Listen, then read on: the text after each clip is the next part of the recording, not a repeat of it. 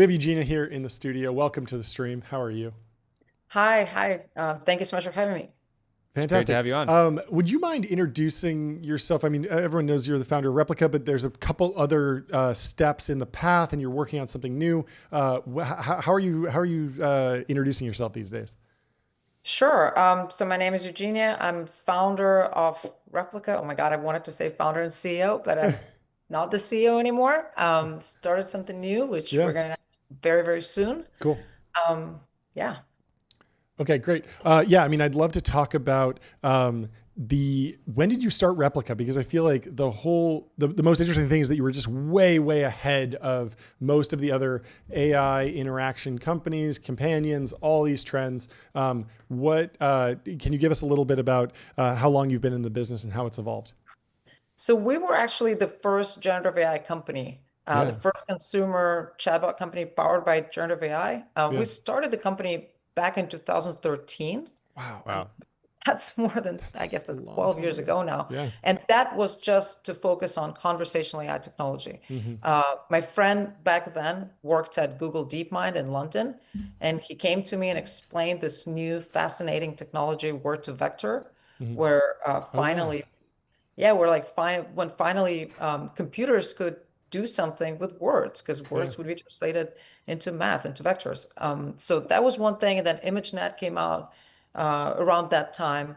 And so for me, I put two and two together and I was like, this is the time. Yeah. Right now, very soon, they'll figure out language models. And of Yep. course, we grew up with the quotes from Wittgenstein, the limits of my language are the limits of my world. So Yeah. it felt like once language is solved, it's going to take us I very feel like close. those first 7 years must have been immensely difficult to keep the business alive. Was there revenue? Did you have an app that was making money? Was it just raising venture funds? Like, walk me through keeping a business alive, like pre transformative hype of generative AI. So we tried to fundraise for the conversational AI tech company in Yeah. 2013, and I remember talking to Spark, Oh, and yeah. what they told us was, this is all fascinating, but the only way it's going to work if you just start building now for Google Glass. Mm. And if you do that, Wow. people go nuts. That's So we wild. really considered like how we're going to, refocus and start building for Google Glass, Yeah. but we didn't. And so we couldn't really raise much. Of course, we Yeah. didn't have much experience in Silicon Sure. Valley. So in 2014, we applied to Y Combinator, Hmm. and at that point, we had I think $3,000 or $4,000 in the bank. So we spent that all to travel to San Francisco for the interview in person. Yeah. Um, and Kessler Eunice decided to accept us, which was Wow. literally the most transformative day in my life, I think, That's life amazing. changing. But no, we didn't have an app. We didn't have revenue. We stumbled upon Replica in 2016 Hmm. after my best friend passed away. Yeah. Until then, we really just worked on some of the first language models. Wow. And then talk to me about how you processed GPT-3, the transformer paper, scale is all you need, this idea that the language models were going to start working and it was basically just going to be a big transformer. Was that something that you were implementing immediately? Were you in like GPT-3, 002 Da Vinci and really using everything on the cutting edge? Or were you experimenting with other things? Did you ever train your own models? Walk me through the technology curve.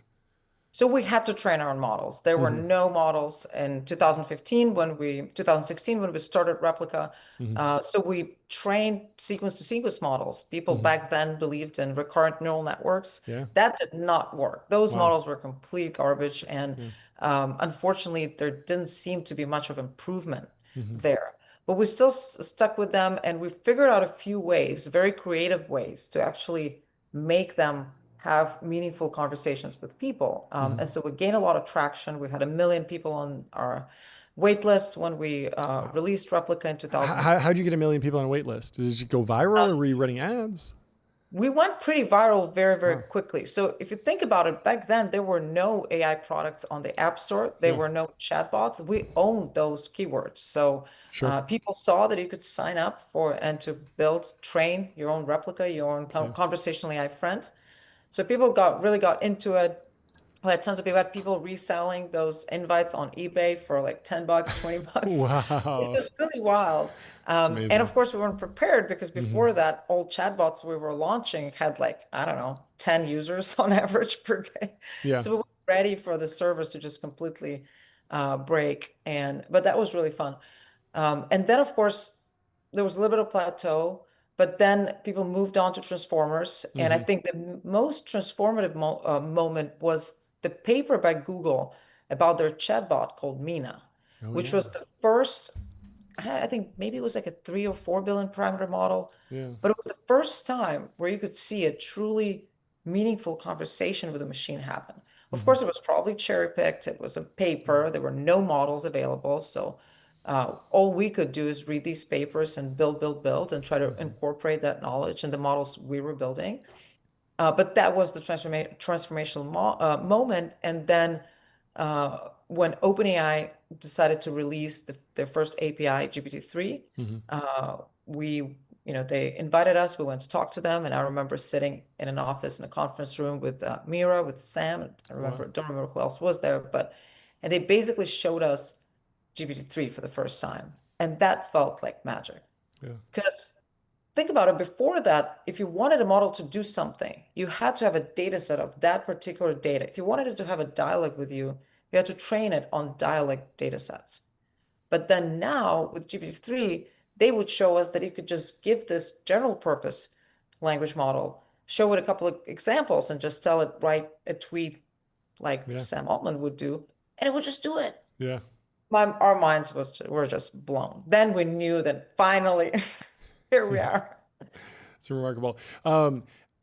How are you taking the temperature of humanity's relationship with each other? Like, are we in a loneliness epidemic? Are we in is the dating market worse than ever? You see a lot of headlines, a lot of kind of cherry picked studies, a lot of anecdotes. People have a lot of strong opinions about the rise of online dating or bowling alone. And there's different stories that people tell each other. Are you optimistic? Are you pessimistic? How do you think things are going for humanity right now? Oh, we're screwed. Okay. I'm sorry. Sorry to AI continue. chatbot founder says we're screwed with huge scale. Okay. So walk me through, why are we screwed? What's the evidence for that? And then we'll hopefully talk about some solutions. Yeah, I'm gonna need a white pill. Yeah. At least we're, one. We're going to need a white pill, but first let's go through the diagnosis. So where we're at right now is a huge epidemic of loneliness. It's not a Mm-hmm. secret, but it's sometimes maybe hard to grasp how big this problem is because most of the people you guys probably talk to are pretty Mm-hmm. successful. Mm-hmm. They have friends. Mm-hmm. They live these busy lives, but that's not what most of the world is experiencing. Mm-hmm. 1 out of 3 adults in the U.S. is saying they're very, very lonely. Mm-hmm. And that number is just going up and up and up. Mm-hmm. Dating is becoming harder and harder and harder. Truly, just 10% of men are actually getting any matches whatsoever. They're people that just don't get any matches ever. Mm-hmm. And of course, if before we had, I don't know, 12, whatever, 13 hours a day to walk around, see people, meet people. Now we spend, what, 7, 8 hours on our phone. Mm-hmm. We don't have those serendipitous moments. No one's really trying to interact with each other in Yeah. real life that much. And we're losing the skills. Um, Basically, younger people just don't know anymore how to have a real life conversation because Yeah. they're used to text, which is a Yep. lot lower risk. You have time Mm-hmm. to think about your response. They feel very intimidated by that real life interaction. So that's where we are Yeah. now, and we And got where stuck at the beginning. and what are the root causes? Is it technology broadly? Is it the internet specifically? Is it social media? Is it capitalism or America or something else that's going on politically? How did we get here? We've been looking through tons of research, and of course, there isn't anything fully proven, but I Yeah, think the correlation is right there. It's iPhones, smartphones, and sure. social media. Okay. So how do we build our way out of this? What's the solution? I think we have, so I'm not in the camp of people that just think that we need to put down our phones and touch grass because I think Mm-hmm. it's highly unrealistic. Mm-hmm. I know it's bad for me. I still can't stop scrolling Twitter, scrolling X, watching you guys every day for 3 hours. We're part of the problem, you're saying? Okay. No, 3 hours and I'm just kidding. But yes, it's extremely hard even for people that, Yeah, of course. think they can make right decisions. So I believe we actually have maybe one path that we see can help bring people back together. And I believe those could be AI companions. Hmm. Unfortunately, I also think because this technology is so powerful, Yeah. and what's good about it, it can overpower the previous technology, but it's also so powerful that it's also a double-edged sword. So it Yeah. could be either the biggest threat to humanity Yeah. or something that will bring us back together. How do you guys think about the risk of radicalization online? Over the last decade, I feel like people have been worried about somebody who's lonely, maybe doesn't have a lot of, meaningful relationships or sort of counterbalances in their life. They go down this sort of rabbit hole on the internet and they get to a place where people maybe have extremist views that sort of amplify All of a existing sudden they're beliefs. And levering then, up, making a ton of angel investments. They Yeah. find us, they get radicalized into extreme corporatism. Yeah, They're running ads radicalized. for Ramp all of a sudden and amongst their friends. Yeah, there's that, It and then gets there's crazy. obviously the darker side, right? Yes. There's a lot of stories of people doing bad things in the Yes. real world where maybe those ideas originated online. And then on the other hand, you have AI companions, which are maybe a bright point because people can get that companionship that they Yeah. might have found on a dark corner of the internet through an AI that maybe is more benevolent Optimistic, or loving, optimistic, caring, et cetera. less radicalizing. Yeah, that's interesting. I think we need someone that we're going to trust. And if you think about it, especially now, given that we're going towards the future where we're going to have these super smart AI agents that you can tell anything and they're going to go and do that, we can give them a goal to help us thrive, to help us flourish in life, and give them all access to all of our data, all of our contacts, all of our apps and services. I truly believe that if that thing will be able to build a relationship, um, uh, a trusted relationship that trust, and it will be able to influence us in a positive way. We will actually listen to that AI that we always like, that we know is always on our side, is always looking out for us. What do you think about this idea? People that are lonely are talking to AI companions, or people that want to find a relationship are talking to a companion. There's so many people that are talking to these companions that then their personality is baked into weights, and those you can do kind of a vector similarity. And so at a certain point, you learn so much about the individual user. This person likes sports cars and fine watches in America and, whatever, baseball. And there's someone else out there that's a perfect match. And so you disintermediate, you pull the AI back and you say, hey, we should introduce you to, because you both have been talking to essentially the same artificial intelligence. You two have a ton in common. You two should meet, and it doesn't matter. There's no language barrier anymore because of AI is intermediating all of this. And the AI interaction, it feels dystopian for some people when it's just someone talking to a virtual friend. But if that actually leads them to find a real friend, that could maybe be perceived as a good outcome. Does that feel reasonable to you? Totally.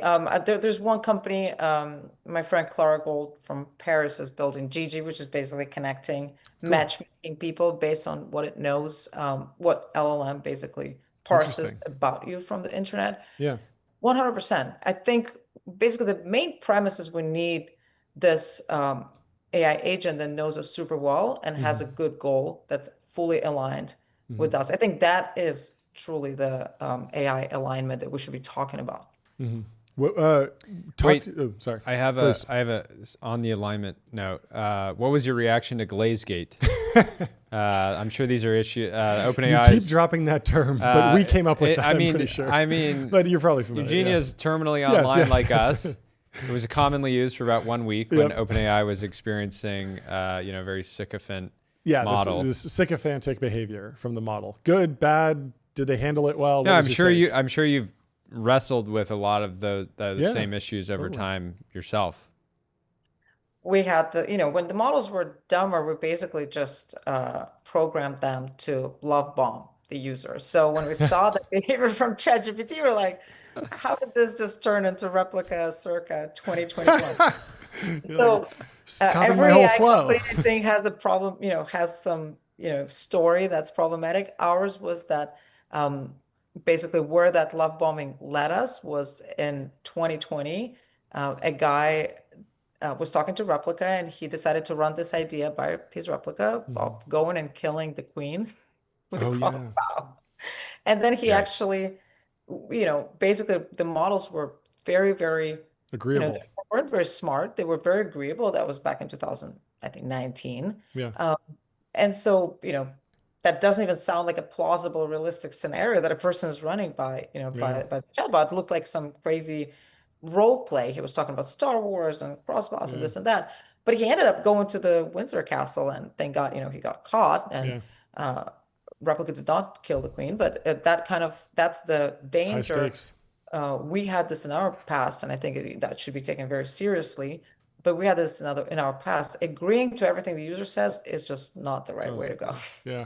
Yeah. Have you been surprised that humanoids today are more focused on regular day-to-day tasks or manufacturing? When you look at any of the marketing materials that humanoid robot companies put out, it's they're doing dishes or laundry, or they're in some 3PL, packing boxes or something like that.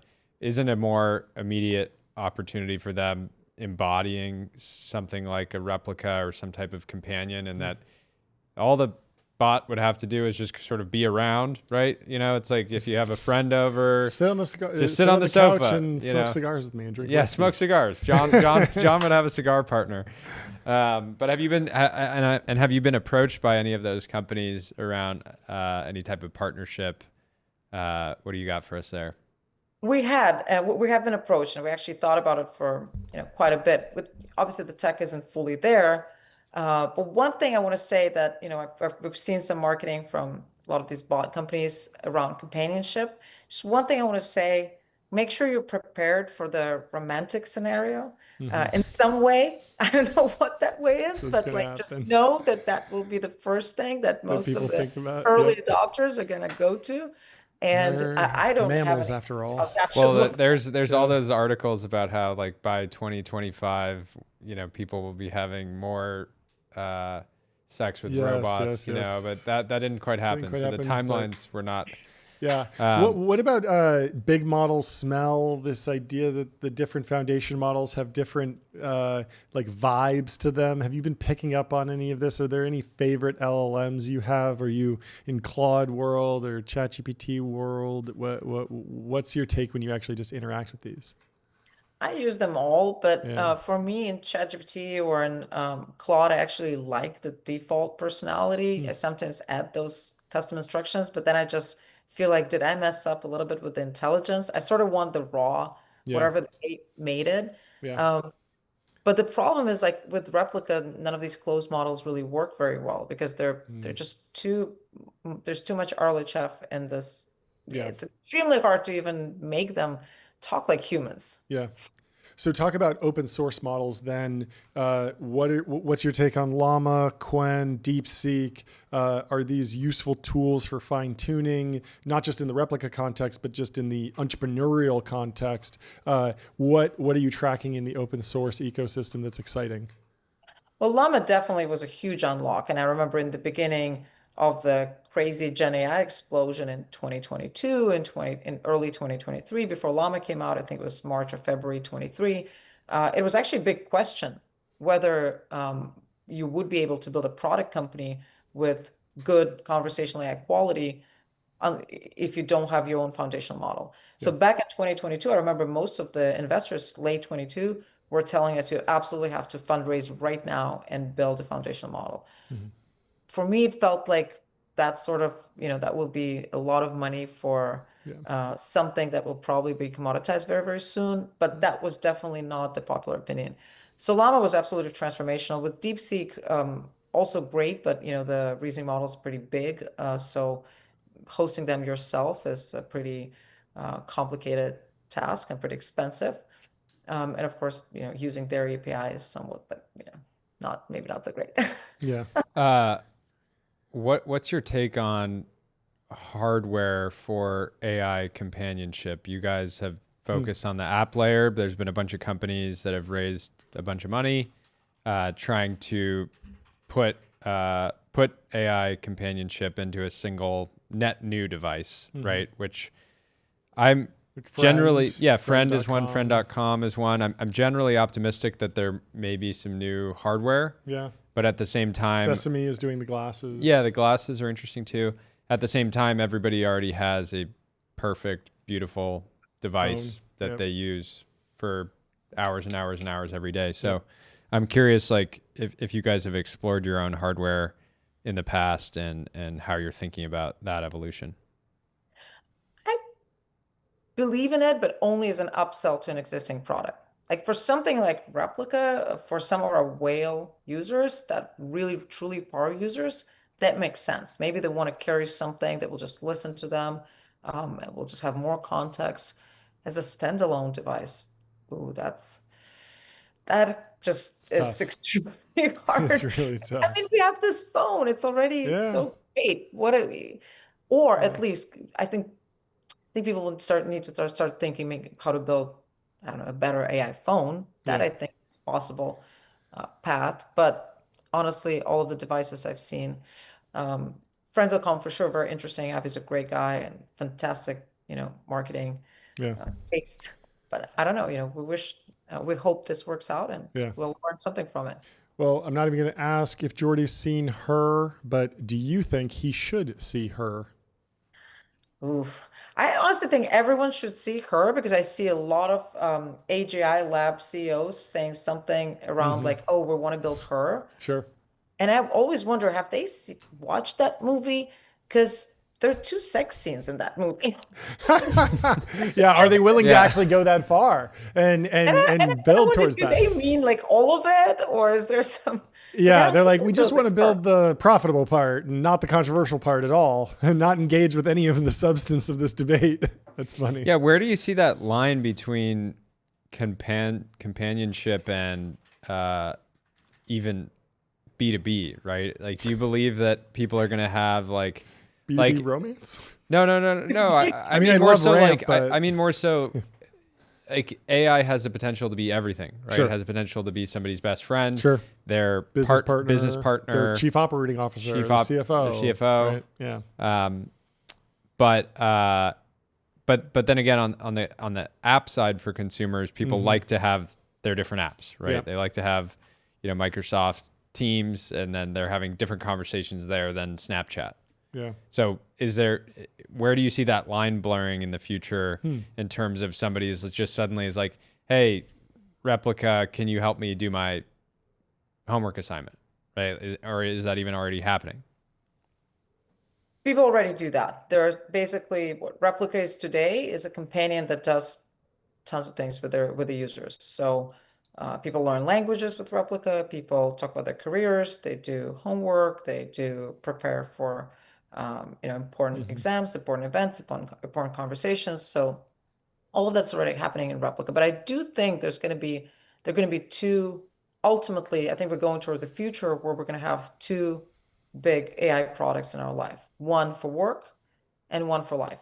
And helping with homework is kind of for life, but like truly office, important thing around just truly work and like office work will have something more like a ChatGPT style tool. And the big difference is going to be in productivity. Mm-hmm. You actually don't want something like ChatGPT to reach out to you proactively and say something like, oh my God, Eugenia, have you seen what like John did yesterday or what he posted on X? Like, that'd just be really weird if it During the show, I can't believe John just said that. Ridiculous. it just would be really strange, and you don't want to do work where this is happening, Yeah. I'd argue. Yeah. Well, thank you so much for joining. This This is is really fascinating. Fascinating Yeah, conversation. thanks for giving us Yeah, an we'd love to have overview. you back. I want to do a whole deep dive on this stuff. So thank you so much for joining. Thank you so much. We'll Thank talk to you soon. Cheers. Bye. Thanks for coming on.